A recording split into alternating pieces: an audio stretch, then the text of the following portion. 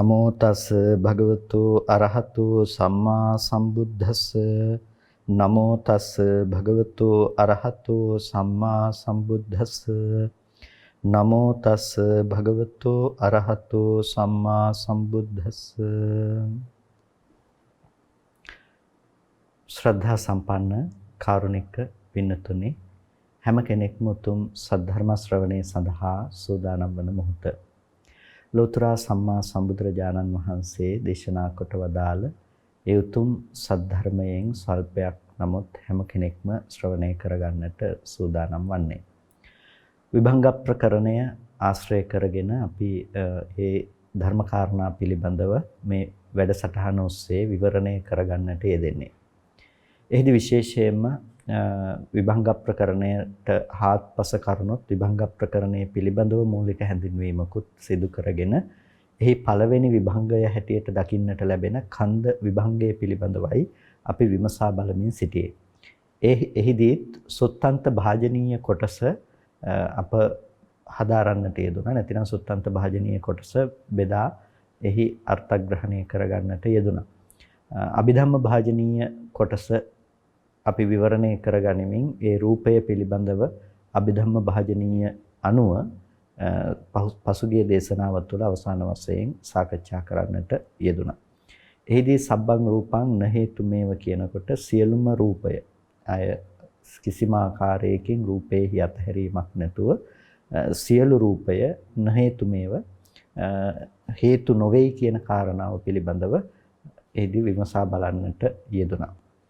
එහිදී හේතු සාධාරණ හේතු ඒ වගේම උත්තම හේතු පච්චේ හේතු ආදී ලෙස හේතු පිළිබඳව අපි වර්ගීකරණයට ලක් කරගෙන ඊට අනතුරුව අපි හේතුන් පිළිබඳව විමසා බලන්නට යෙදුනේ.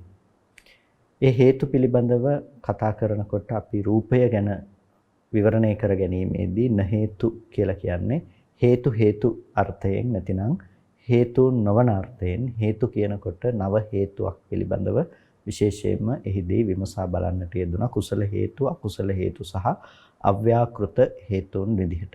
ඒ තමයි පසුගිය සතියේදී අපි සිදු කරගත් ඒ දේශනාවෙහි සාරාංශය බවට පත් උනේ. ඊට පස්සේ අද දවසේදී අපිට තියෙනවා ඒ රූපය පිළිබඳව විභජනය වන අනෙක් ආකාරයන් පිළිබඳව විමසා බලන්නට. විශේෂයෙන්ම මේ බෙදා දැක්වීම ඒකකය කියලා සංග්‍රහ වෙන්නේ. ඒ කියන්නේ එක් ආකාරයකින් රූපේ බෙදා දැක්වීම තමයි මෙතනදී සිද්ධ කරන්නේ. එතකොට සබ්බං රූපං න හේතු. සියලු රූපය හේතු නොවේ. එතකොට මේක තමයි පළවෙනිම බෙදීම බවට පත් උනේ. දෙවෙනි කාරණාව ලෙස අපට හඳුනා ගන්නට පුළුවන්කම තිබෙනවා සබ්බං රූපං අහේතුක මේව කියලා. අහේතුක මේව. එතකොට සියලුම රූපය අහේතුකයි. එතකොට මෙතනදී සියලුම රූපය අහේතුක මේව කියනකොට රූපය කියන්නේ අහේතුක ධර්මයක්. අහේතුකයි කියනකොට අපි හඳුනා ගන්නට ඕනේ අහේතුකයි කියලා කියන්නේ අප්‍රත්‍යකව උපදිනවා කියන එක නෙමෙයි. අහේතුකම් කියලා අපි දැන් න හේතු කියලා වචනයක් කතා කළා. එතකොට ඒ න හේතු කියන එකම තවදුරටත් ස්ථාවරත්වයට පත් කරමින් කෙරෙන කතාවක් හැටියට න හේතුම අහේතුක බවට පත් වෙනවා කියලා අපිට දකින්නට පුළුවන්. එතකොට අහේතුකං ඒව. එතකොට හේතු කියන්නේ නැතුව හේතුක කියලා කියනවා. හේතුන්ට අයත් දෙයක් නොවේ කියන අර්ථයෙන්. එතකොට මේ අහේතුකං කියනකොට අර න හේතු කියලා කියපු එකට වඩා වෙනසක් වෙන්නේ මේක හේතුක කියලා යෙදෙන එක. එතකොට හේතුක. එතකොට මෙතනදී හේතුන්ට අයත් දෙයක් නොවේමය. රූපය කියලා කියනකොට ඒ රූපේ යනු හේතුන්ට අයත් දෙයක් නොවේ.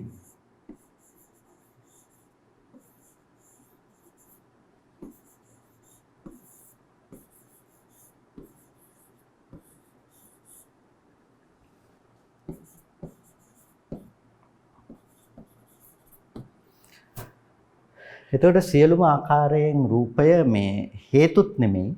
ඒ රූපය හේතුව බවට පත්වන්නේත් නැහැ.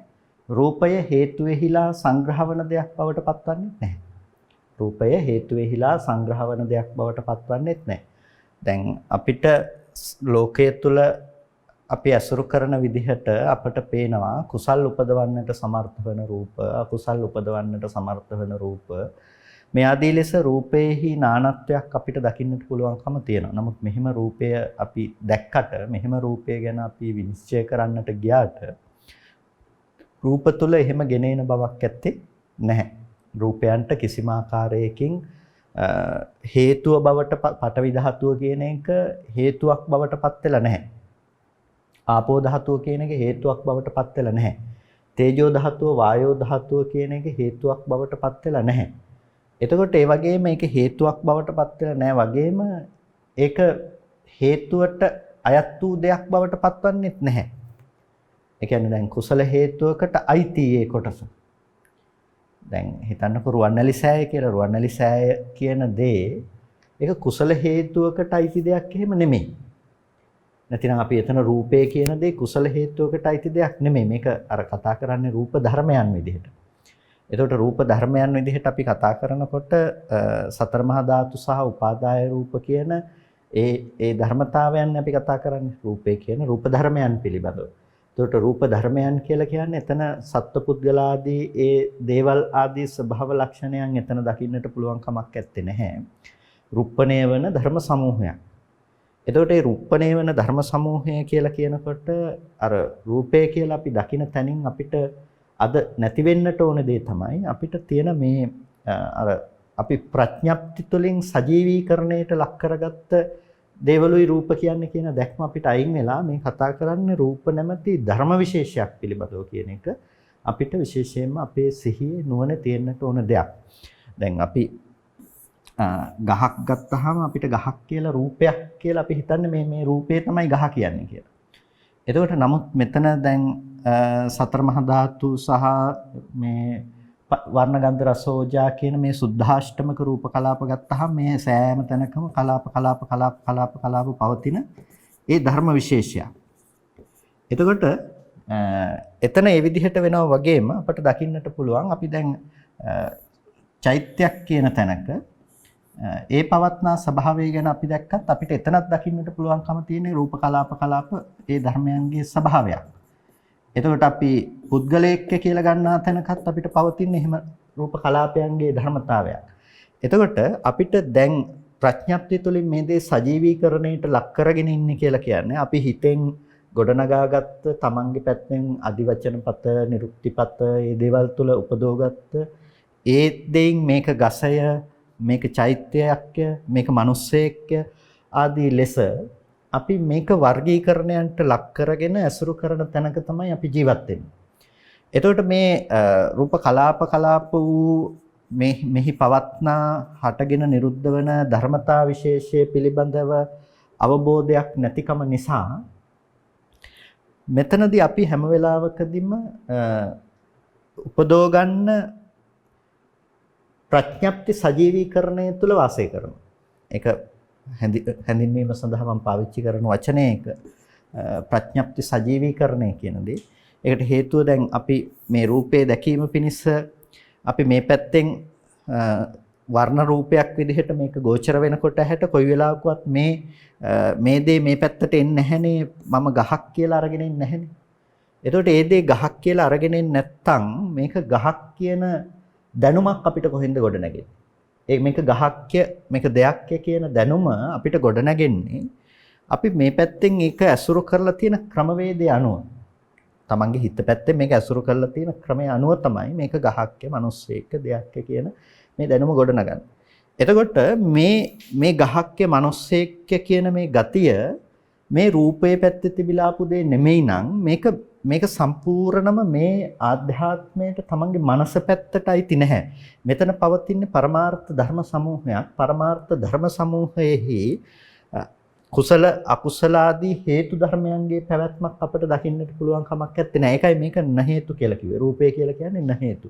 දැන් අපි කතා කරන්නේ මේ පවත්නා රූපය පිළිබඳව, රූප ධර්මයේ පිළිබඳව. එතකොට රූප ධර්මයේ පිළිබඳව කතා කරනකොට මේක කතා කරන්නට පුළුවන් අවකාශය අපට ඉදිරියේදී කොච්චරක් දුරටද අපි රූපය පිළිබඳව විශ්ලේෂණය කරගන්නේ කියන එක පිළිබඳව තව ඉදිරියේදී අපිට ගොඩක් පැහැදිලි වෙනවා. නමුත් මෙතනදී ප්‍රධාන වශයෙන්ම හේතු න හේතු කියලා කියනකොට මේ මේව පැත්තේ මේ රූප කියන්නේ හේතුුනේ නැහැ.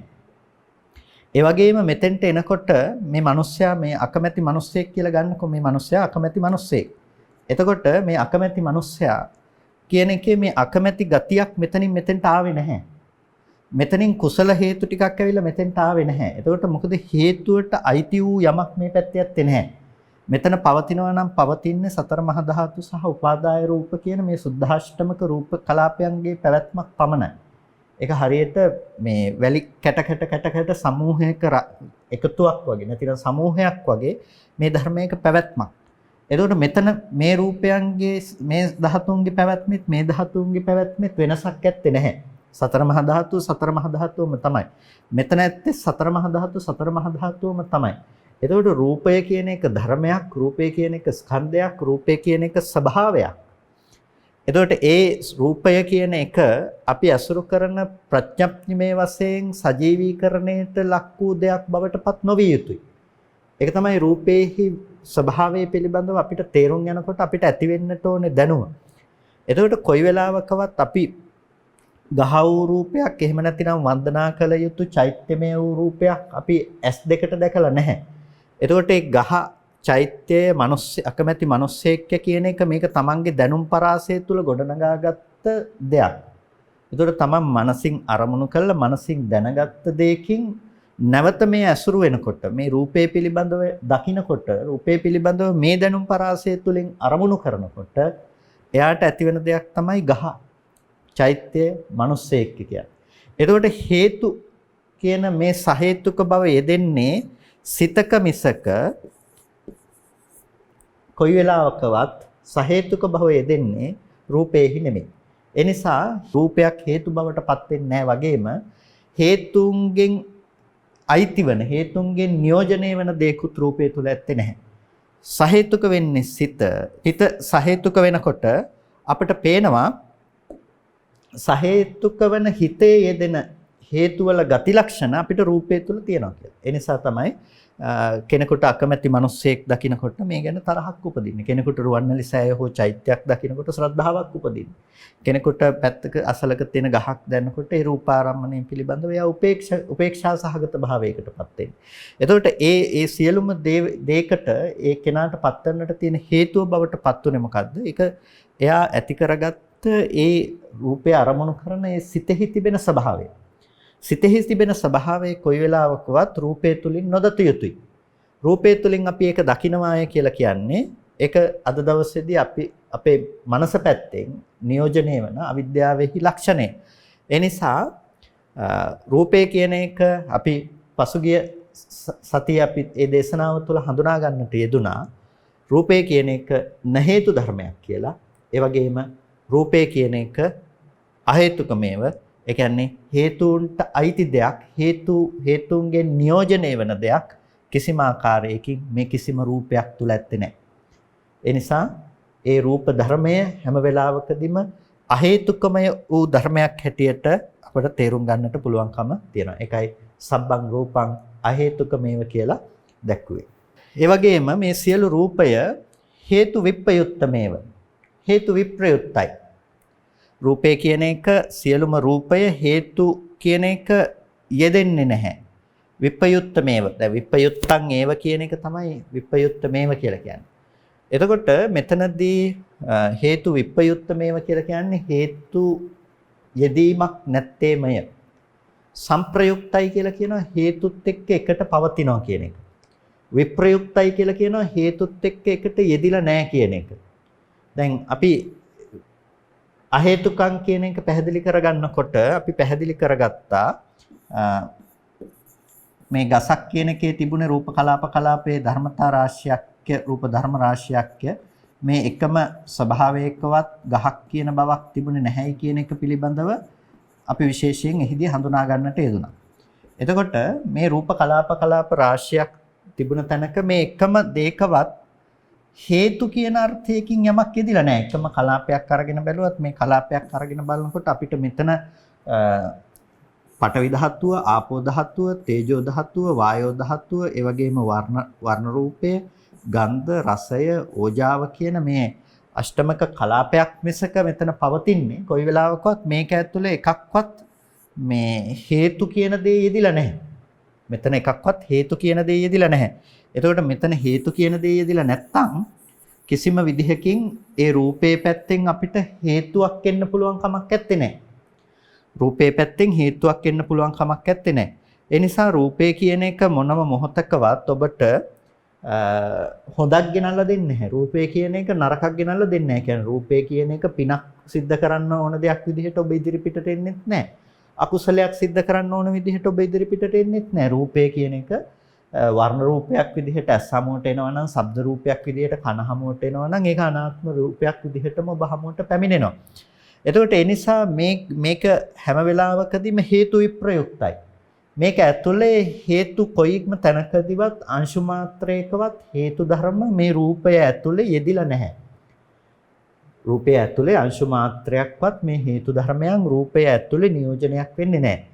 ඒ නිසා රූපයක් දැකලා අපි පිනක් සිද්ධ කරගන්නවා කියලා කියනවා නම් රුවන්වැලි සෑය ළඟට ගිහිල්ලා ඔබ පිනක් සිද්ධ කරගන්නවා කියලා කියනවා නම් ඔබ ඒ පින සිද්ධ කරගන්නේ ඇත්තටම ඒ රූපේ දිහා බැලීම තුළින් ඒ රූපේ පැත්තෙන් ඒම තුළින් ආපු දෙයක් විදිහට එහෙම නෙමෙයි.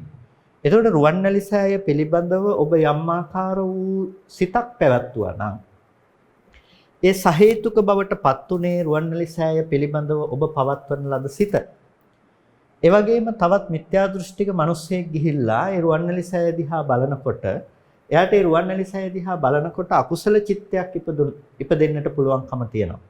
එතකොට ඔහු උපදවගත්ත අකුසල සිත නැතිනම් එතන යෙදුණු අකුසල හේතු ටික උපදවන්නට හේතුනේ රුවන්වැලි සෑය නෙමෙයි. අපිට සාමාන්‍ය ලෝකේ ජීවත් වෙන පුහුදුන් චිත්තසංතානයක් තියෙන හැමෝටම පේන්නේ හැම වෙලාවකදීම රූපේ දැක්ක නිසා තමයි, රූපේ පේන නිසා තමයි අපි කැමති වෙන්නේ, රූපේ පේන නිසා තමයි අකමැති වෙන්නේ කියලා. ඇත්තටම හේතු කියන දේවල් යෙදෙන්නේ මේ රූපේ පිළිබඳව විශ්ලේෂණය කරගනු ලබන මනසක මිසක කොයි වෙලාවකවත් මේ මෙතනදී රූපය පිළිබඳව තියෙන කැමැත්ත අකමැත්ත කියන එක රූප ධර්මයන්ගේ දෙන දෙයක් නෙමෙයි. ඒ නිසා මේක තමයි සහේතුක වෙන්නේ. සහේතුක. මේක කිසිම විදිහකින් ඇහැටයිතිත් නැහැ, රූපෙටයිතිත් නැහැ. මේක ඇහැටයිතිත් නැහැ, රූපෙටයිතිත් නැහැ. ඒ නිසා මේ හිතක යෙදෙන චෛතසික ධර්මතා ටිකක් විදිහට තමයි අපට දකින්න පුළුවන්කම තියෙන මේ අකුසලයන්ගේ ශීර්ෂ භාවයට පත්වන, අකුසලයන්ගේ මුදුන් වන, අකුසලයන්ගේ මූල බවට පත්වෙන ලෝභ ද්වේෂ මෝහත්, කුසලයන්ගේ මූල ශීර්ෂ බවට පත්වන අලෝභ ද්වේෂ අමෝහත්, අව්‍යාකෘත අලෝභ දෝෂ අමෝහත් කියන මේ දේවල් අපිට දකින්න පුළුවන්කම තියෙන්නේ සහේතුක අහේතුක භාවයන් කතා කරන මෙන්න මේ සහේතුක සිතක තමයි අපිට මේක දකින්න පුළුවන්කම තියෙන්නේ. හේතු යෙදෙන බව අපිට දකින්න පුළුවන්කම තියෙන්නේ මේ සිතක, කුසල සිතක හෝ අකුසල සිතක කියන එක. එතකොට හේතු සංප්‍රයුක්ත වෙන්නේ හැම වෙලාවකදීම මෙන්න මේ සිතක්. හේතු සංප්‍රයුක්ත වන්නේ සිතක්. එතකොට රූපය කියන එක සෑම කල්හිම හේතු විප්‍රයුක්තයි. හේතු විප්‍රයුක්තයි. ඒ නිසා අපිට රූපයක් දකිනකොට රූපේ පිළිබඳව සතුටක් උපදිනවා නම් ඒකයි හිත පැත්තට මිසක රූපේ පැත්තට නෙමෙයි. එතකොට අපි කියනවා නම් එකම ශබ්දය අහනකොට මට මේ පැත්තේ කැමැත්ත උපදිනවා කියන එක කියනවා නම් නැතිනම් ඒ කැමැත්ත තියෙන ශබ්දේ, ඒ කැමැති ශබ්දේ එකයි කියලා අපි කියනවා නම් ඒක යුතු නැහැ.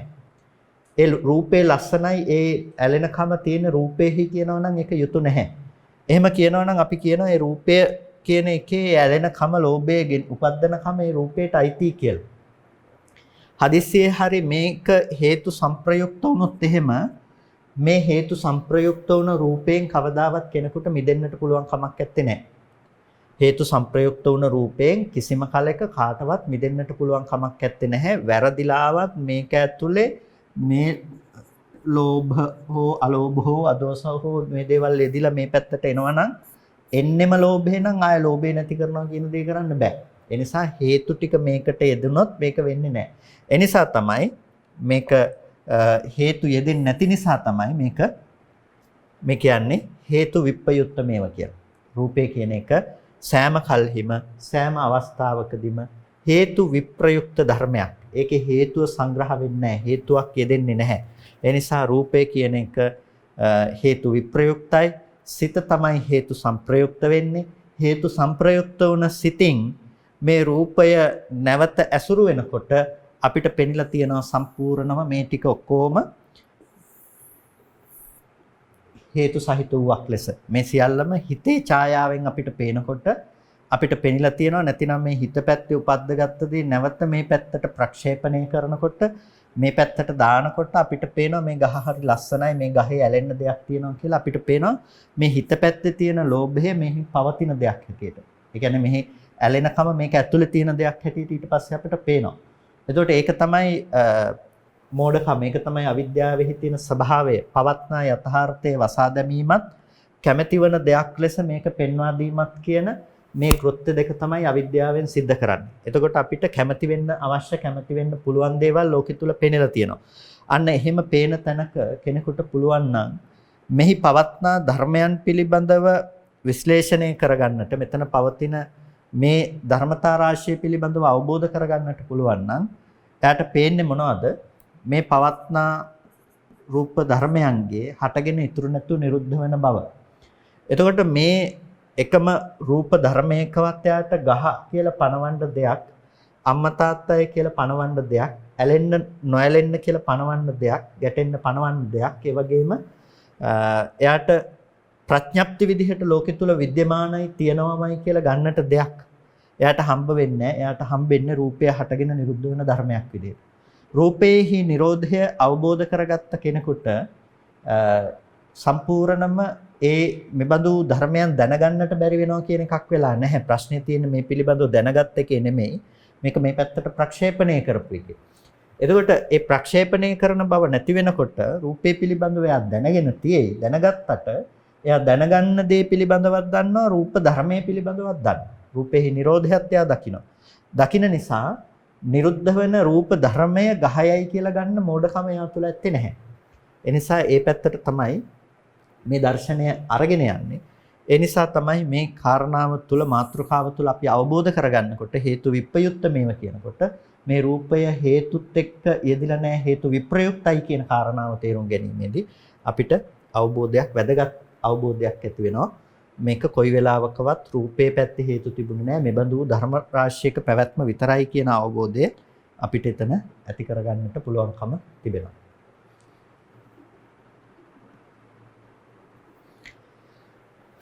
ඒ වගේම අපිට ඊළඟට දකින්නට පුළුවන් ඊළඟ එකක මාතෘකාව විදිහට සප්පච්චය මේව. එතකොට සප්පච්චය මේව කියනකොට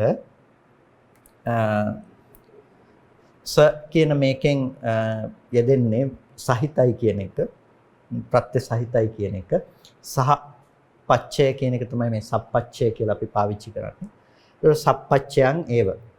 එතකොට මේ කියන්නේ ප්‍රත්‍ය සහිත වූවක්මය කියන එක.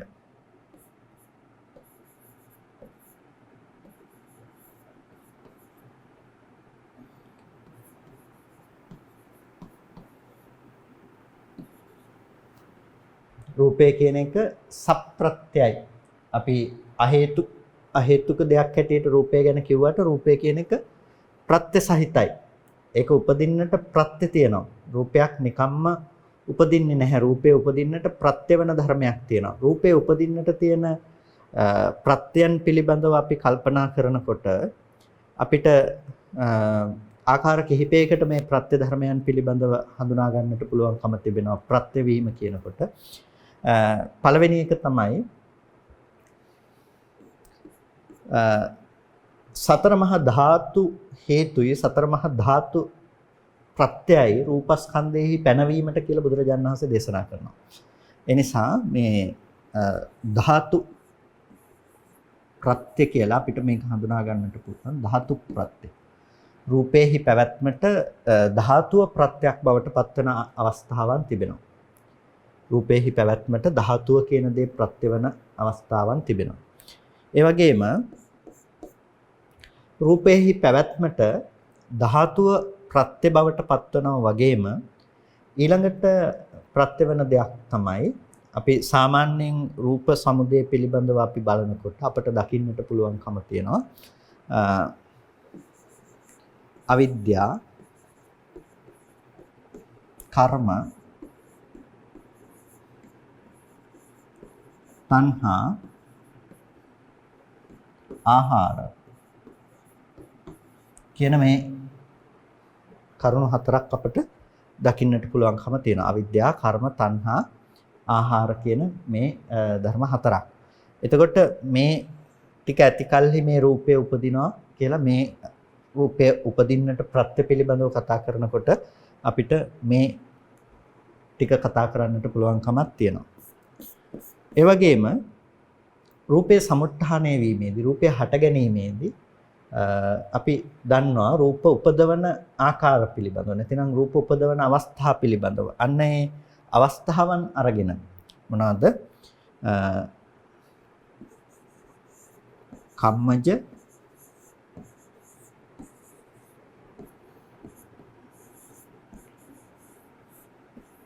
චිත්තජ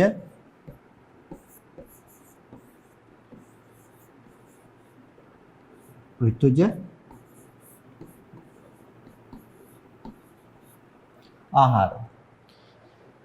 එතකොට රූපයේ උපදින ආකාර පිළිබඳව අපි දකිනකොට අපිට දකින්නට පුළුවන් කර්මයම ප්‍රත්‍යක් වෙලා රූප උපදිනවා. ඒකට කියන අපි කම්මජ රූප කියලා. සිත ප්‍රත්‍ය වීමෙන් රූප උපදිනවා අපි කියනවා චිත්තජ රූප කියලා. ඒ වගේම ඍතුව ප්‍රත්‍යක් වීමෙන් රූප උපදවනවා අපි කියනවා ඍතුජ රූප කියලා. ආහාරයේ ප්‍රත්‍ය වීමෙන් රූප උපදවනවා ඒකට කියනවා ආහාරජ රූප කියලා. එතකොට කම්මජ කියලා කියනකොට මේ කර්මයෙන් උපදවන්නා වූ කියන ස්වභාවය තමයි මෙතනදී දක්වන්නේ. එතකොට එතන පළවෙනි කාරණාව අපි විග්‍රහ කරගන්නට යෙදුන ධාතු ප්‍රත්‍ය කියන එක.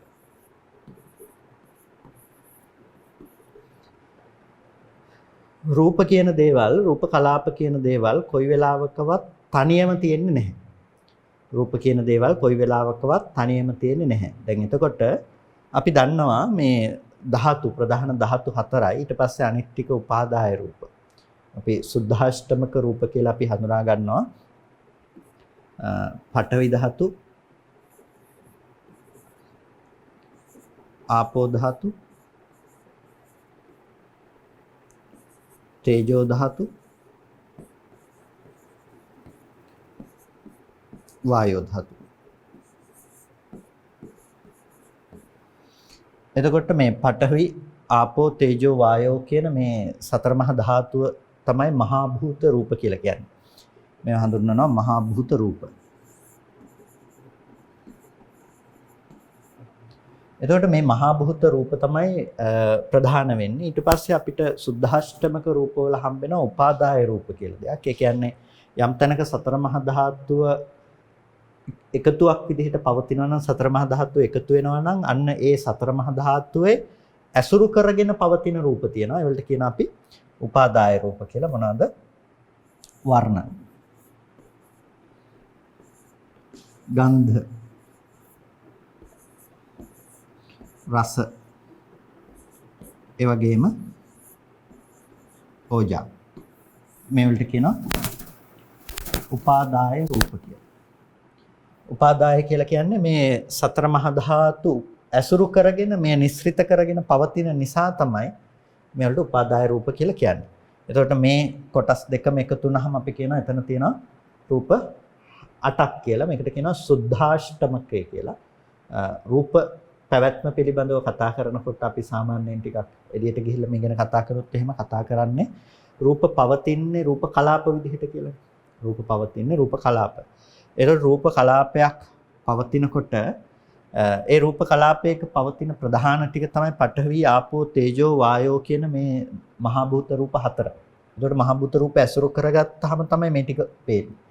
එතකොට මේ පඨවි ආපෝ තේජෝ වායෝ කියනකොට මේවා එකක්වත් එකිනෙකට වෙන් කරන්නට පුළුවන් කමක් නැත්තේ නැහැ. මේ හතර තියෙනවා නම් මේ ටිකක් තියෙන නිසා මේවලට කියනවා අවිනිර්භෝගිකයි කියලා. විනිර්භෝගික නැහැ. මේ ඔක්කොම එකට පවතින්නේ. මේක වෙනස් වෙන්නේ නැහැ. මේක ඉවත් කරලා මේ පටවි ධාතුව විතරක් වෙන් කළා අරගෙන එක පැත්තක තියන්නට පුළුවන් කමක් නැත්තේ නැහැ.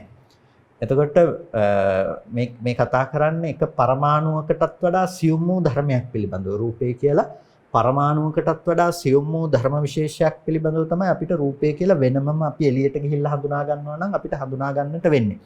ඒ තමයි රූප කලාපයක් කියන තැනක තියෙන ස්වභාවය. එතනින් එහාට මේ රූපය ආය බෙදා දක්වන්නට පුළුවන් කමක් නැත්තේ නෑ. මේවා ගති ස්වභාව. ගති ස්වභාව. රූපේ දැන් පඨවි කියන වචනේ පාවිච්චි කරනවා අපි මේ මහ පොළොව හඳුන්වන්නට.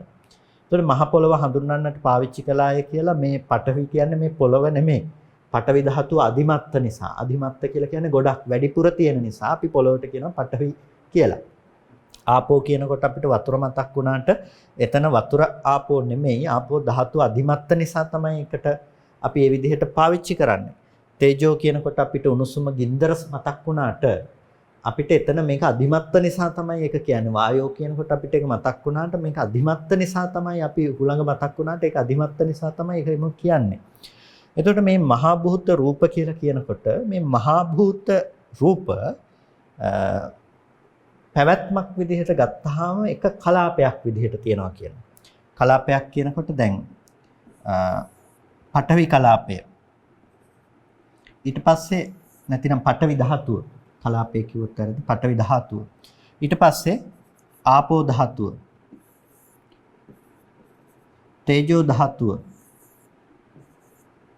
වායෝ ධාතුව. එතකොට මේ තමයි මේ සතර ධාතුවේහි පැවැත්ම. එතකොට මේ සතර මහා ධාතුව පවත්නා තැනක මෙන්න මේ වර්ණ ගන්ධ රසෝජා කියන ටිකේ මේ විද්‍යමානත්වය නැතිනම් මේ හා සමග මේ හතර එකතු වෙච්ච තැනක තියෙනවා. ඒකට ඒක අපිට වෙනම කතා කරන්න පුළුවන්. හැබැයි දැන් මේ ධාතු හතර මෙහෙම පවතින තැනක මේ පඨවිය ආපෝවටත් ආපෝව තේජෝවටත් තේජෝ වායෝවටත් ප්‍රත්‍ය වෙනවා. එකිනෙකට ප්‍රත්‍ය වෙනවා. එකිනෙකට තියෙන නිසා තමයි තියෙන්නේ. හදිස්සියේ මෙතන පඨවි ධාතුව නැති වුණොත් එහෙම මේ අනිත් ධාතුන්ගේ පැවැත්මක් නැහැ. ආපෝ ධාතුව නැති වුණොත් මේ අනිත් ධාතුන්ගේ පැවැත්මක් නැහැ. තේජෝ වායෝ ධාතු නැති වුණොත් ධාතු ඒ කියන්නේ මෙතන මේ ස්වභාවය නැති වුණොත් මේකේ අනිත් පැවැත්මක් නැහැ. එහෙමනොත් මේ රූප කලාපයක පැවැත්මක් පේන්නේ. එහෙම වුණොත් මේ රූපයක් මේ විදිහට ලොකු දෙයක් අපිට පෙනුනට මේ පේන තැනක පැවැත්මක් නැහැ. මෙතන මේ විදිහේ එක රූපයක පැවැත්මක් නැත්තම්. ඒ නිසා මේ ටික එකකට එකක් ප්‍රත්‍ය වෙනවා. එතකොට මේ දෙකට මේ දෙක ප්‍රත්‍ය වෙනවා. මේ තුනට මේක ප්‍රත්‍ය වෙනවා. ඒ නිසා පඨවි ධාතුව ආපෝ ධාතුවට තේජෝ ධාතුවට වායෝ ධාතුවට ප්‍රත්‍ය වෙනවා. පඨවි ධාතුව ආපෝ ධාතුව තේජෝ වායෝ ධාතු දෙකට ප්‍රත්‍ය වෙනවා. පඨවි ආපෝ තේජෝ ටික වායෝ ධාතුවට ප්‍රත්‍ය වෙනවා.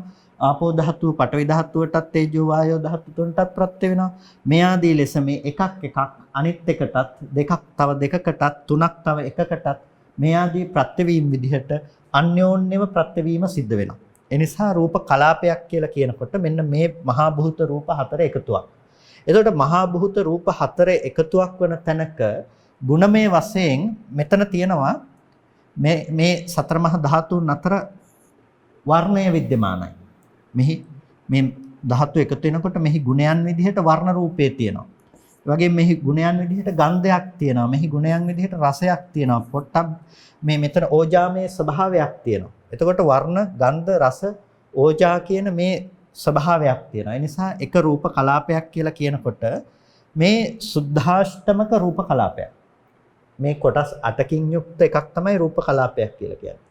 එතකොට මේ කලාප රාශියක් අපි ඉදිකටු තුඩක් ගත්තොත් එහෙම මේක බැලුවොත් එහෙම මේකේ රූප කලාප ගණනය කරන්නට බැරි තරම් මහ විශාල ප්‍රමාණයක් තියෙන ඒ තරම් මේ රූප කලාපයක ස්වභාවයේ සියුම් අපි තේරුම් ගන්නට ඕනේ.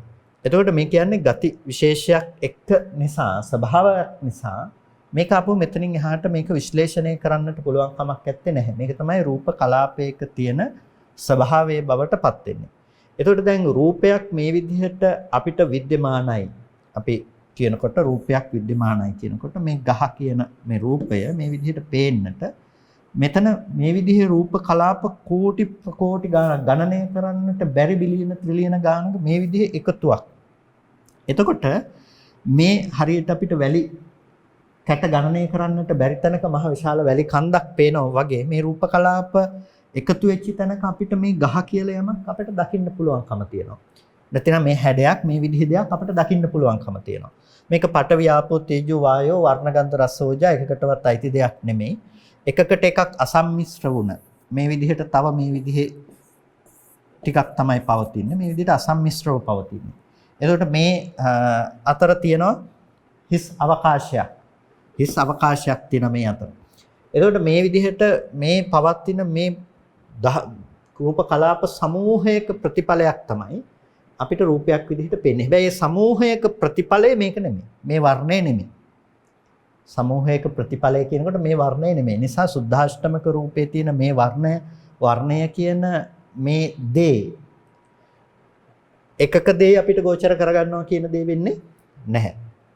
එතකොට මෙන්න මේ විදිහට මේ ධර්ම රාශියක මේ එකිනෙකට ප්‍රත්‍ය වීම තමයි මේ ධාතු ප්‍රත්‍ය කියලා සප්පච්චයයි කියනකොට අපි හැඳින්නුවේ. එතකොට මේ පඨවි ධාතුව ආපෝ ධාතුවට ප්‍රත්‍ය වීම සිද්ධ වෙන්නේ නැති වුණොත් මේක විසිරෙනවා. මෙතන මේක පවතින්නේ නැහැ. මේ ධාතුව විසිරෙනවා, මේක පවතින්නේ නැහැ.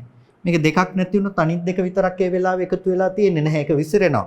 තේජෝ ධාතු, වායෝ ධාතු කියන එකක් හරි නැති වුණොත් මේ අනිත් තුන තියෙන්නේ නැහැ. එකකට එකක ප්‍රත්‍යවීම තියෙනවා. එතකොට එකකට එකක අඤ්ඤමඤ්ඤ ලෙස එකකට එකක් ප්‍රත්‍යවීම මෙතන विद्यमान නිසා තියෙන නිසා තමයි මේ කලාපයක් විදිහට මේක ආබන්ධනය වෙලා එකතුවක් විදිහට අපිට පේන්නේ. එහෙනම් අපිට ඇහැට අද රූපයක් පේනවා කියන තැනක මෙහෙම ගහක් කියලා අපිට හැඩයක් පේන තැනක මෙබඳු හැඩසටහනක් පෙනෙන්නට හේතු වෙන්නේ මේ සතර මහා ධාතුවේ එකිනෙකාට ප්‍රත්‍යවීමනේ. එකිනෙකාට ප්‍රත්‍ය වෙන බව. එතකොට මේ සතර මහා ධාතුම හේතුයි, සතර මහා ධාතුම ප්‍රත්‍යයයි මේ රූපේහි පැනවීමට. සතර මහා ධාතුව ප්‍රත්‍යය, සතර මහා ධාතුවම හේතුයි මේක දකින්නකොට මේ ගහ කියලා අපි යමක් ඇහැට දකිනවා නම් ඇහැට දකින ඒ දේ ගෝචර කරගන්නට මේ සතර මහා ධාතුවම හේතුයි, සතර මහා ධාතුවම ප්‍රත්‍යයයි. සතර මහා ධාතු ඇති තැනක තමයි මේ ටික विद्यमान වෙන්නේ. එතකොට මේ ටික අපිට දැනෙන්නේ හැම වෙලාවකදීම මේ සතර මහා ධාතුව එකිනෙකට ප්‍රත්‍යවීමෙන් තිබෙන නිසා. ඒ නිසා රූපය සතර මහා ධාතුව පිළිබඳව විශ්ලේෂණය කරගත්තත් රූපය පිළිබඳව කිව යුතු වෙනවා. මේක සප්පච්චේ මේව කියලා. මේක ප්‍රත්‍ය සහිතයි කියන එක කියන්නට සිද්ධ වෙනවා. රූපය කියන එක සතර මහා ධාතුව පිළිබඳව විශ්ලේෂණය කරගත්තත් හරියට රූපය කියන එක සප්පච්චයයි. ඒක ප්‍රත්‍ය සහිත වූවක් කියන එක කියන්නට වෙනවා. ඒක අප්‍රත්‍ය වූවක් නෙමෙයි, සප්පච්චයයි, ප්‍රත්‍ය සහිත වූවක්. එතකොට ප්‍රත්‍ය සහිත වූෙහි ස්වභාවය මොකද්ද? මේ එකක් නැති වුණොත්, එකක ප්‍රත්‍යවීම නැති වුණොත් කඩාගෙන වැටෙනවා. ඒක පවතින්නේ නැහැ, ඒක බිඳෙනවා. එතකොට මේ එක පඨවි රූපේ නැති වුණොත් එහෙම ඒ පඨවිය නැති වෙනොත් ආය ආපෝ තේජෝ වායෝ තියෙන්නේ නැහැ. ඒ නිසා මේ ප්‍රත්‍ය කියන දේ, ප්‍රත්‍යවීම කියන දේ හැම වෙලාවකදීම එකකට එකක තියෙන බැඳීම, එකකට එකකට හේතු වීම කියන තැන. එතකොට සප්පච්චයයි කියලා කියන්නේ රූපේ පේන්නේ මෙන්න මේ එකිනෙකට වෙන මේ ප්‍රත්‍ය වෙන ස්වභාවය නිසා මිසක වෙනත් දෙයක් නිසා නෙමෙයි. ඒ නිසා රූපේ සප්පච්චයයි. රූපේ කියන එක ප්‍රත්‍ය සහිතව උපදින දෙයක්. රූපේ කියන එක ප්‍රත්‍ය සහිතව උපදින දෙයක්. ඊට පස්සේ දෙවෙනි අවස්ථාව හැටියට අපි දැක්කා අවිද්‍යා, කර්ම,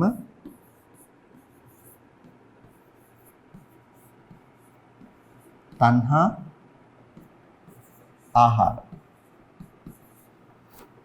රූපේ ප්‍රත්‍ය පිළිබඳව කතා කරනකොට මේ රූපේ කියන දෙයට ප්‍රත්‍ය පෙන්නනකොට දැන් රූපයක් පේන්නේ අපිට ආයතන ගෝචර වෙන අවස්ථාවකදීනේ. එතකොට රූපය ආයතන ගෝචර වෙන අවස්ථාවකදී රූපායතනය, සද්ධායතනය, ගන්ධායතනය, රසායතනය, පොට්ටබ්බායතනය කියලා ආයතන ගෝචර වෙන අවස්ථාව පිළිබඳව විශ්ලේෂණය කරනකොට තමයි අපිට මේ විග්‍රහය දකින්නට පුළුවන්කම තියෙන්නේ.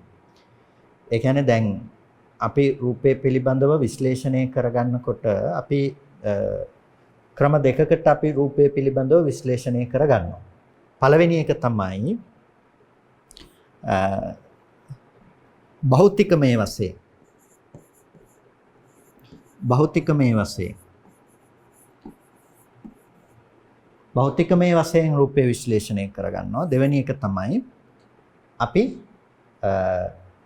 ඉන්ද්‍රිය සංජානනයේ පැත්තෙන්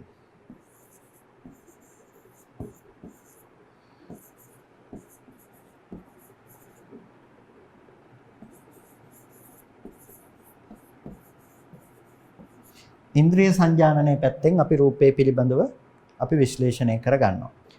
දැන් එළියේ තියෙන රූප සතර මහා ධාතු රූප පිළිබඳව රූපේ කියන දේ මෙන්න මෙබඳු රූප කලාපයක් මෙබඳු දෙයක් පවතින්නේ මේ ආදී ලෙස අපි රූපේ පිළිබඳව අපි බෙදා දක්වනකොට විශ්ලේෂණය කරගන්නකොට අපි රූපය ගැන විශ්ලේෂණය කරගන්න මේ භෞතිකමය වශයෙන් රූප කලාපයක ආයුෂය මෙච්චරයි මේ ආදී ලෙස අපි යම් කතන්දර කතාවක් කියනවා නම් ඒ ඔක්කොම මේ භෞතිකමය වශයෙන් අපි රූපය පිළිබඳව විශ්ලේෂණය කරගන්නකොට රූපයේ ස්වභාවය පිළිබඳව අපි දැනගන්නකොට තේරුම් ගන්නකොට අපි විශ්ලේෂණය කරගන්න විදිය. ඉන්ද්‍රිය සංජානනය කියලා කියන්නේ චක්කුසෝත ගහන જીවහා කාය කියන මේ ඉන්ද්‍රියන්ට බාහිරය ගෝචර වෙන විදිහට අපි ඒ පිළිබඳව දැනගන්න වෙලාවේදී අපිට රූපය ගැන දැනගන්නට පුළුවන්කම තියෙනවා. එතකොට අන්න ඉන්ද්‍රිය සංජානනයේ පැත්තෙනොත් අපි මේ රූපය ගැන කතා කරනවා. රූපේ උපදිනවා කියන දේ ගැන කතා කරනවා. එතකොට ඉන්ද්‍රිය සංජානනය ගැන පැත්තෙන් කතා කරනකොට ඒක එකක්, භෞතිකමය වශයෙන් කතා කරනකොට එකක්. ඒ නිසා මේ දෙක කොටස් දෙකක් විදිහට අපි විශ්ලේෂණය කරගන්නට ඕනේ, තේරුම් ගන්නට ඕනේ.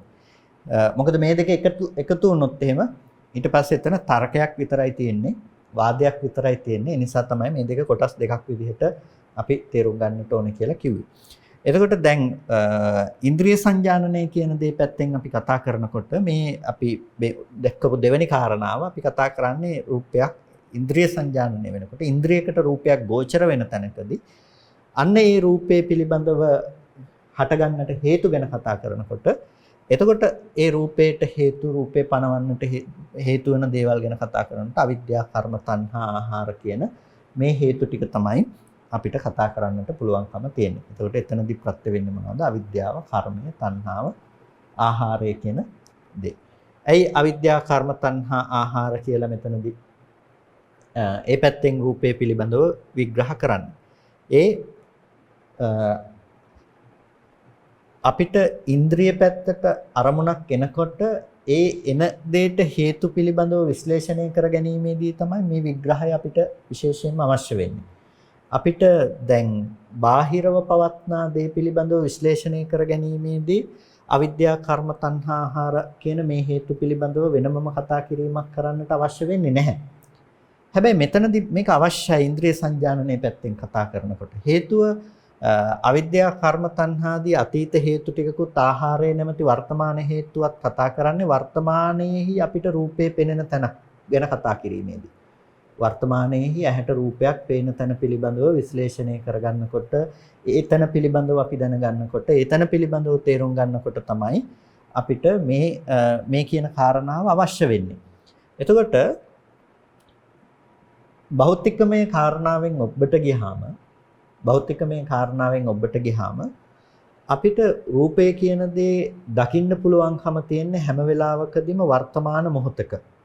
වර්තමාන මොහොතක කියලා කිව්වේ දැන් අපි උදාහරණයක් හැටියට ඇහැ ගත්තාම මේ ඇහැට මේ පවත්න රූපයක රූප ඡායාව චක්කු ප්‍රසාදයේ මතට පතිත වීම තුළ තමයි අපිට ඒ රූපය පිළිබඳව දැනගන්නට පුළුවන්කම තියෙන්නේ. එතකොට මෙතනදී රූපයත් ඇහත් කියන එක පුරේජාත ධර්මයක් විදිහට පුරේජාත ප්‍රත්‍යක් විදිහට තියෙන්නට අවශ්‍යයි. දැන් මෙතනදී මේ දෙකේ පැමිණීමක් තියෙනවනේ අසකර වර්ණ රූපයක් විදිහට මෙතන රූපේහි ආපාතහගමයක් තියෙනවා. ඇහැට ඇවිල්ලා ඡායාවක් වර්ණ සටහනක් විදිහට පතිත වෙනවා. එතකොට මේ පතිත වුණාට පස්සේ තමයි මේ ඇස පිළිබඳව අපිට සිතක් පහළ වීම සිද්ධ වෙන්නේ. ඇහැ පිළිබඳව මේ චක්කු ප්‍රසාදය ඇසුරු කරගෙන මේ සිතක් උපදින්නේ මෙතෙන්ට මේක ඇවිල්ලා ගැටුණාට පස්සේ.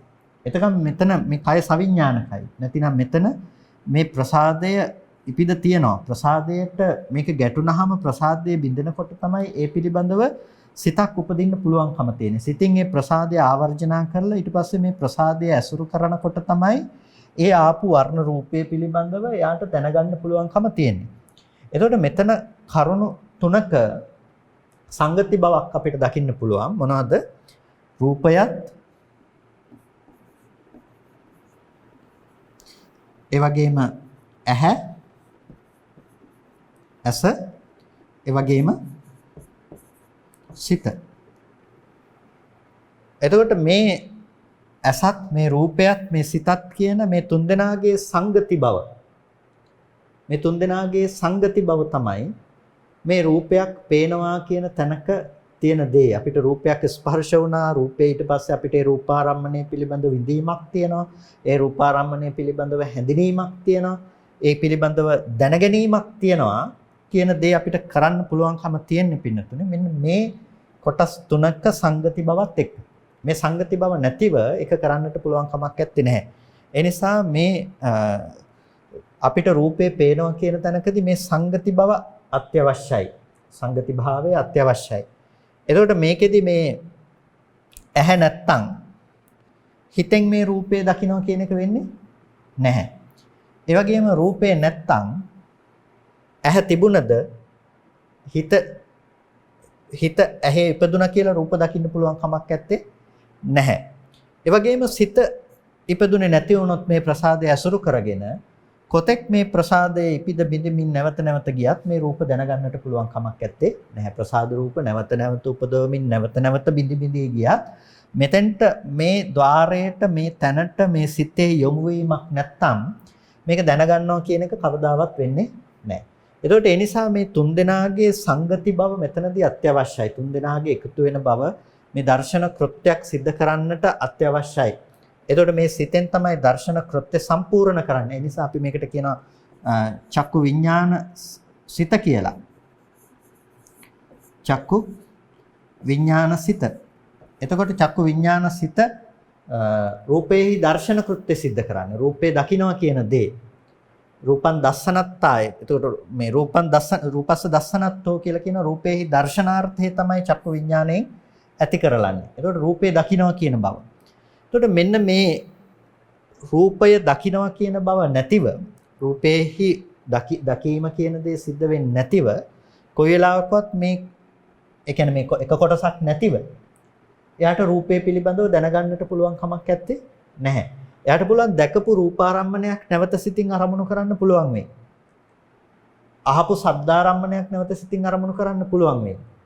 හැබැයි මේ මොහොතේදී ඔබට ඔබේ නිවසෙන් එළිය වෙන දේ පිළිබඳව ඔබට දැනුමක් නැත්තේ නැහැ.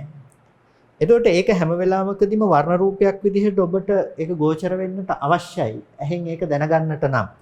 එනිසා මෙතනදී ඉන්ද්‍රිය ගෝචර වන ස්වභාවය පිළිබඳව අපිට නොසලකා හරින්නට පුළුවන් කමක් නැත්තේ නැහැ. ඉන්ද්‍රිය ගෝචර වන ස්වභාවය පිළිබඳව විශේෂයෙන් අපිට මෙතන සැලකිල්ලක් තියෙන්නට ඕන. ඒ නිසා මේ අවිද්‍යාව, කර්ම, තණ්හා, ආහාර කියන මේ දේ ගැන රූපයට ප්‍රත්‍ය වෙනවා කියන තැනින් මේ ටිකත් අපි කතා කරන්නට තීරණය කළේ. නැතිනම් මේ කතා කරන්නේ මේක හාත්පස කතා කරන්නට අවශ්‍ය නිසා. ඒකට අර එකිනෙකට ප්‍රත්‍ය වීම කියන දේ අපි භෞතිකමය වශයෙන් හේතුවක් විදිහට කතා කරනවා. හැබැයි ඉන්ද්‍රිය සංජානනයේ පැත්තෙන් තමයි මේ බෙදීම කතා කරන්නේ. එතකොට මේක දෙවෙනි අවස්ථාව, දෙවෙනි ක්‍රමය. එතකොට අපිට මෙතනදී අවිද්‍යාව, කර්මය, තණ්හාව සහ ආහාර කියන මේ ටිකේ යෙදීම කොහොමද වෙන්නේ කියන එක ගැන අපිට පුළුවන් වෙනමම කතා කරන්නට. මේ ටිකේ යෙදීම, ඒ කියන්නේ අවිද්‍යාව, කර්ම, තණ්හා, ආහාර කියන මේ ධර්මයන්ගේ යෙදීම කියන එක සිදුවන ආකාරය පිළිබඳව අපිට පුළුවන් වෙනමම කතා කරන්නට. අවිද්‍යාව, කර්ම, තණ්හා, ආහාර කියනකොට අවිද්‍යාවත්, කර්මයක්, තණ්හාවත් කියන මේ ටිකට කියනවා අතීත හේතු කියලා. මේ ටිකට කියනවා අතීත හේතු කියලා. මේ රූපය වර්තමානයේ තුල උපදවන්නට ජනක විදිහට මේක රූපේ උපදවන්නට ජනක ලෙස ප්‍රත්‍යවන්නට මේ අවිද්‍යාවත්, කර්මයක්, තණ්හාවත් හේතු වෙනවා. අවිද්‍යාවත්, කර්මයක්, තණ්හාවත් හේතු වෙනවා. එතකොට දැන් අපි මතක් කළා වගේම මේ කියන්නේ ඉන්ද්‍රිය සංජානනය වෙන පැත්තෙන් සිද්ධ වෙන දෙයක්.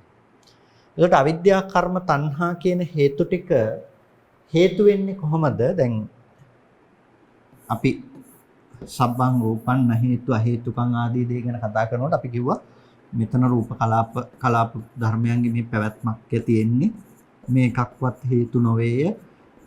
ඒ වගේම හේතුන්ට අයත් දෙයක්වත් මේ තුල ඇත්තේ නැtei කියලා එහෙම කතාවක් අපි කතා කරගෙන ගියා. ඒතකොට දැන් අවිද්‍යාව, කර්මය, තණ්හාව කියලා මේ කියනකොට මෙතන මේ කියන්නේ තණ්හාව කියනකොට ලෝභය, කර්මය කියනකොට එතන කුසල කර්ම අකුසල කර්ම ආදී දේවල් තියෙන්නට පුළුවන්. අවිද්‍යාව කියන්නේ මෝහය තව පැත්තකින් ගත්තොත්.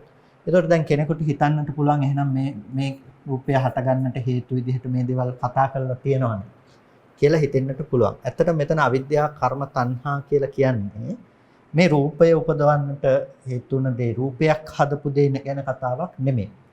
අවිද්‍යා කර්ම තණ්හා කියන මේ හේතු ටික අතීත හේතු හැටියට කියන්නේ. අතීත හේතු හැටියට මේ දේවල් කියන්නට හේතුව තමයි නැතිනම් අතීතයෙන් මේක උපදවන්නට ජනක ප්‍රත්‍යක් විදිහට අපිට මේ අවිද්‍යා කර්ම තණ්හා හේතු උනේ මෙන්න මෙතන තියෙන මේ රූපයක ඇහැට පේන රූපායතනයක් පෙනෙන තැනක නැතිනම් එළියේ එබඳු වස්තුවක මේ රූප කලාප උපදවන්නට අවිද්‍යාව හේතුණා, කර්මය හේතුණා, තණ්හාව හේතුණා එහෙම නෙමෙයි. එතකොට අවිද්‍යා කර්ම තණ්හා කියන ටික මෙතන තියෙන දෙයට උපස්තම්භක වෙන්නේ උපකාර කරන්නේ නැහැ මේක උපදවන්නට. එහෙනම් අවිද්‍යා කර්ම තණ්හා කියන ටික උපකාර වෙන්නේ කොහෙටද? අවිද්‍යා කර්ම තණ්හා කියන ටික අතීත හේතු විදිහට හැම වෙලාවකදීම ව්‍යවස්ථාපනය කරන්නේ අතීත පැත්තට දාලා ව්‍යවස්ථාපනය කරන්නේ මව කුසකට විඥානයක් ප්‍රතිසන්දි වශයෙන් බැසගත්ත නිසා තමයි එතන ඒ බීජ කලලයේහි වැඩිමක් දකින්නට පුළුවන්කම තියෙන්නේ. ඒ වගේම එතන ඉන්ද්‍රිය රූපයන් උපදවන්නට පුළුවන්කම තියෙන්නේ. නැත්නම් චක්කු ඉන්ද්‍රිය ආදී මේ දේවල් උපදවන්නට පුළුවන්කම තියෙන්නේ අවිද්‍යා කර්ම තණ්හා නිසා විඥානයක් මව කුසකට ප්‍රතිසන්දි වශයෙන් බැස ගැනීම. එතකොට මේ ටික අතීත හේතු විදියට හේතුනේ පෙර ජීවිතයේ කරන ලද කුසලයක් හෝ අකුසලයක් හෝ හේතු කරගෙන ඒ කර්මයට තණ්හා කරපු නිසා අවිද්‍යාවෙන් රැස් කරගත්ත කර්ම නිමිත්තකට තණ්හා කරපු නිසා තමයි විඥානයක් මව කුසකට ප්‍රතිසන්දි වශයෙන් බීජ කලලයකට බැසගත්තේ. එතකොට මේ බැසගත්ත නිසා තමයි එතන බීජ කලලේ වර්ධනය වුනේ. එතකොට මේ ටික හේතු කරගෙන මේ ටික ප්‍රත්‍ය කරගත්ත විඥානයේ මව කුසකට බැසගන්න මිසක රූපය මේ විදිහට උපදවනවා කියන මේක හදන්න නෙමෙයි මේ ටික ප්‍රත්‍ය උනේ. මේ ටික ප්‍රත්‍ය උනේ. එතකොට මේක ඒ නිසාම කතා කරනවා මේ රූපායතනයේ හේතුව විදිහටත් මේක ඇහැ පැත්තට එන දෙයක් හැටියට රූපායතනයේ විදිහට අපි ගත්තාම මෙතනට තියෙන හේතු ටිකත් මේකට තියෙන හේතු ටිකත් හැටියට මේ දෙකම කතා කරන්නේ අවිද්‍යා කර්ම තණ්හා ආහාර කියන ටික. ඒකට හේතුව තමයි විඥාණය ඇස මේ නාම රූපය අසුරු කරගෙන පවත්වන කම නිසා තමයි මේ ඇහැ නැවත නැවත උපදවන්නේ. ඇහැ නැවත නැවත උපදවන නිසා තමයි රූපය පෙනෙන්නේ. මෙන්න මේ සම්බන්ධතාවය මේ ප්‍රත්‍යවීම තමයි එතනදී පෙන්වන්නට අවශ්‍ය වන්නේ. මෙතනදී මේ ප්‍රත්‍යවීම පෙන්වන්නට අවශ්‍ය වන්නේ අවිද්‍යා කර්ම තණ්හා කියන හේතු තුනේ නිසා අතීතයට දාලා අතීත හේතු හැටියට වෙනම සාකච්ඡා කරනවා වෙනමම සංග්‍රහ වෙනවා අපිට පුළුවන් ඒ කාරණාව පිළිබඳව තවදුරටත් ඉදිරියේදී වැඩිදුර සාකච්ඡා කරන්නට. හොඳයි එහෙනම් කවුරුත් කල්පනා කරගන්න අද දවසේදීත් සද්ධර්ම ශ්‍රවණය කළ යෝනිසෝ මනසිකාරය කරලා සිද්ධ කරගත්ත සියලු කුසල ධර්මයන් අපි අනුමෝදන් කළ යුතු අයට අනුමෝදන් කරමු. පළමුවෙන් අපට අර්ථයෙන් ධර්මයෙන් අනුශාසනා කළ අපේ ධර්මාචාර්ය අවසරයි මාංකඩවල සුදස්සන ස්වාමීන් වහන්සේටත් මාංකඩවල නන්දරතන ස්වාමීන් වහන්සේටත් ස්වාමීන් වහන්සේලා දෙනමටම උතුම් නිවනින් සැනසීම පිණිස මේ කුසලය හේතුපනිශ්‍රේම වේවා කියලා ප්‍රාර්ථනා කරනවා. ඒ වගේම සියලු දෙවියන්ටත් අපි මේ පින් අනුමෝදන් කරමු. සියලු අල්පේශාක්‍ය මහේශාක්‍ය ස්ථාන අධිග්‍රහිත ඉෂ්ඨකාරක සම්‍යක් දෘෂ්ටික ආදී සියලු දේවගණ සමූහයා මේ පින් සතුටින් සාදුනාදයෙන් අනුමෝදන් වනු ලබත්වා දෙවියන්ට අමා මහ නිවනින් සැනසීම පිණිස මේ කුසලයේ හේතුපනිශ්‍රේම වේවා කියලා සාදු කියලා දෙවියන්ටත් පින් අනුමෝදන් කරන්න. ඒ වගේම අද ධර්මදේශනාවෙහි දායකත්වයෙන් කටයුතු කරනවා එංගලන්තයේ පදිංචි හේමචන්ද්‍ර කරුණාරත්න මහත්මයා සහ හර්ෂණී කරුණාරත්න මහත්මිය ඇතුළු ඒ පින්වත් පිරිස විසින් ඒ පින්වත් සෑම සියලු දෙනා නමිනුත් ධර්ම ශ්‍රවණය කළ ඔබ සෑම සියලු දෙනා නමිනුත් මෙලෝ වශයෙන් හෝ පරලෝ වශයෙන් මේ පරලෝ ගිහිල්ලා යම් ඥාතිවරයෙක් පින් බලාපොරොත්තු වෙනවා නම් සෑම සියලු ඥාති වර්ගයාම මේ උතුම් කුසලයේ සතුටින් සාදුනාදයෙන් අනුමෝදන් වනු ලබත්වා ඒ ඥාතීන්ට අමා මහ නිවනින් සැනසීම පිණිසම මේ කුසලය හේතුපනිශ්‍රේම වේවා කියලා සාදු කියලා හැමදෙනාම පුණ්‍ය අනුමෝදනා කරන්න. ඒ වගේම මේ සියලුම කුසලය මගින් ඒ පින්වත් පිරිස බලාපොරොත්තු වෙනවා දෙමව්පියන්ට චතුරාර්ය සත්‍ය ධර්මය අවබෝධ වේවායි ප්‍රාර්ථනා කරන්නට ඒ සත්පුරුෂ අදහසත් ඇති කරගෙන ඒ දායකත්වයේ ගැන කටයුතු කරන හේමචන්ද්‍ර කරුණාරත්න මහත්මයාටත් හර්ෂණී කරුණාරත්න මහත්මියටත් දෙමව්පියන් ඇතුළු පවුලේ සෑම සිළු දෙනාටම ධර්ම ශ්‍රවණය කළ ඔබ සෑම සිළු දෙනාටම මේ උතුම් කුසලය නිදුක් නිරෝගී සුවපත් බව චිරජීවන සම්පන්නිය ලබාගෙන අමා මහ නිවනින් සැනසෙන්නටම හේතු උපනිශ්‍රේම වේවා කියලා සාදු කියලා පින් අනුමෝදන් වන්න හැම දිනාටම තෙරුවන් සරණයි.